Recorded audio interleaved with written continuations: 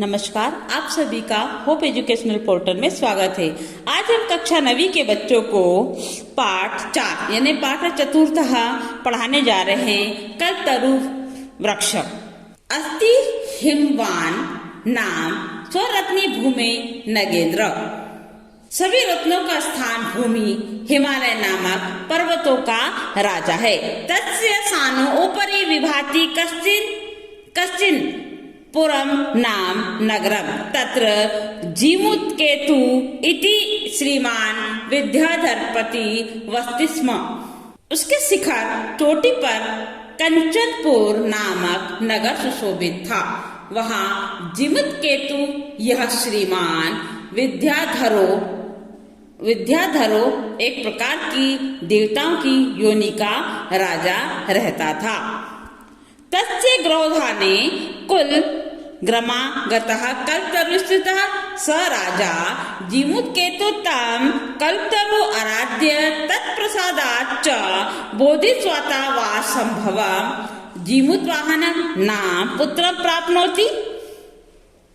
वहाँ जीमुत्केतु या श्रीमान जो रहता था राजा, उसके घर के उद्यान में बगीचे में कुल परंपरा से प्राप्त हुआ एक कल्प वृक्ष स्थित था।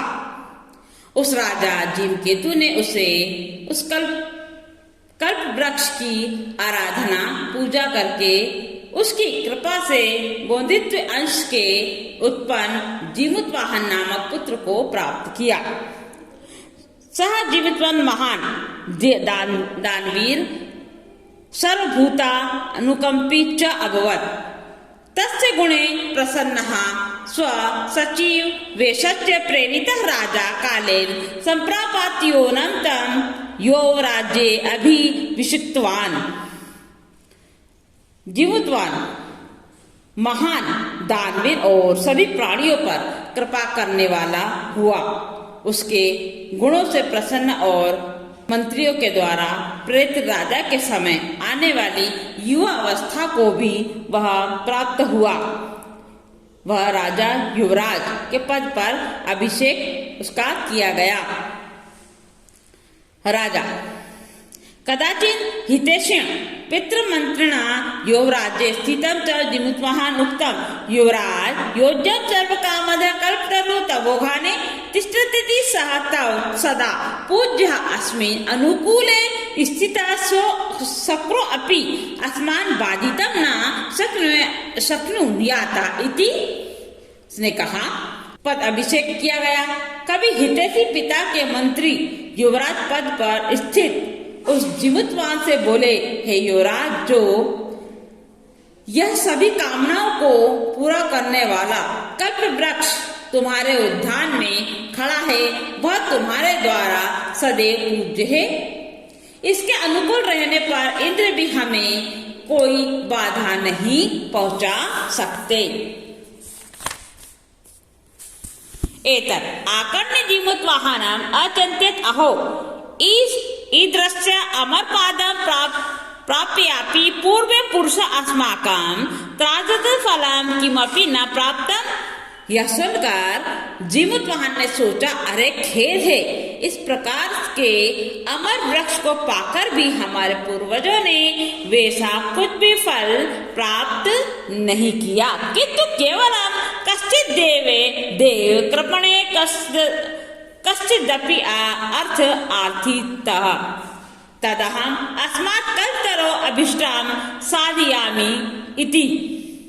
उन्होंने कहा, किंतु केवल कुछ ही अभागों ने थोड़ा सा तुच्छ ही धन मांगा, तो मैं इस कल्पतरु से मनचाहे को पूरा क्यों न करूं और मांगू। इस प्रकार का विचार करके वह पिता के पास आया।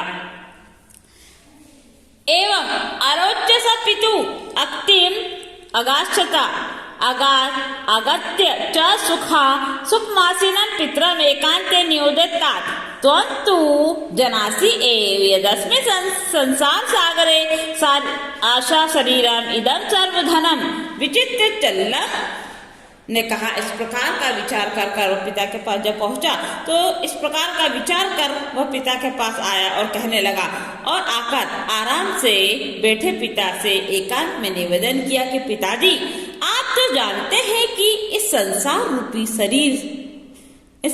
रूपी सागर में शरीर के साथ साथ यह संपूर्ण धन लहर तरंग की तरह चंचल और अस्थिर है। एक परोपकार इस संसार में नष्ट होने वाला अनश्वर है।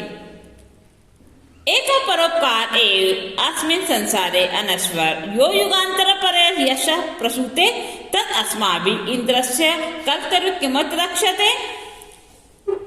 एक परोपकार ही जो है अस्थिर है, जो कभी नष्ट नहीं होता, जो युगों तक यश को देता है। फिर हमारे द्वारा इससे ऐसे कल्पतरु की किस लिए रक्षा की जाती है। यशच पूर्ययम् मम मम इति आग्रहण रक्षति ते इदानीं कुत्र गता तेषां कस्यायम् अस्या वाक्येते कस्मात् परोपकारे कल्पलसद्ये त्वदाज्ञा इमं कल्पपादमं आराधयामि।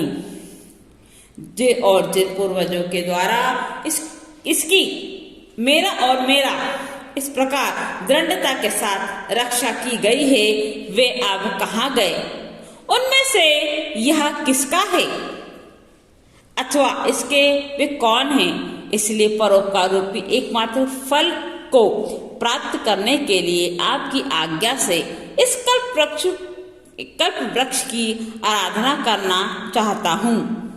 अतः पिता तथा इति अद्यनुज्ञाता स जीमूतवाहनं कल्पतरु उपगम्यम् उवाच देव।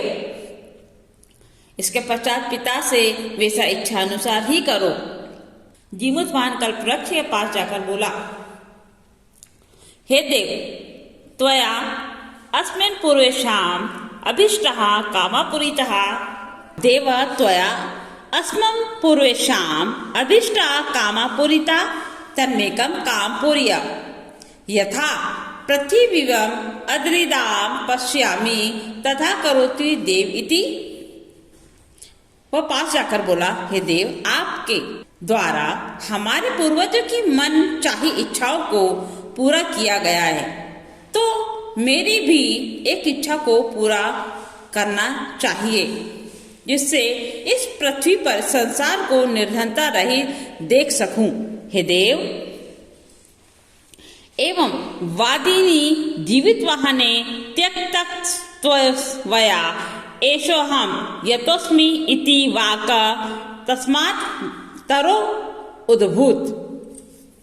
उसने कहा, जीवितवान के ऐसा कहने पर तुम्हारे द्वारा छोड़ा यानी मुक्त किया गया यह मैं जा रहा हूँ, इस प्रकार की आवाज इस वृक्ष से निकली। क्षणेन च कल्पतरु दिवा समुपत्तिः भुवि तथा वसूनि अवकाशता यथा न को अपि दुर्गता आसीत्। ततस्य जीमूतवाहनस्य जीवानुकंपया सर्वत्र यशः पतितम्। और थोड़ी ही देर में उस कल्पवृक्ष ने आकाश में उड़कर पृथ्वी पर उतनी धन की वर्षा की जिससे कोई भी निर्धन नहीं रहा। इससे उस जीमूतवाहन की सभी जीवों के प्रति कृपा करने की कीर्ति सब जगह प्रसिद्ध हो गई और चारों तरफ फैल गई। हमारे चैनल होप एजुकेशन पोर्टल को सब्सक्राइब करें। हमारे नए वीडियो की तत्काल सूचना के लिए घंटी के आइकन पर क्लिक करें।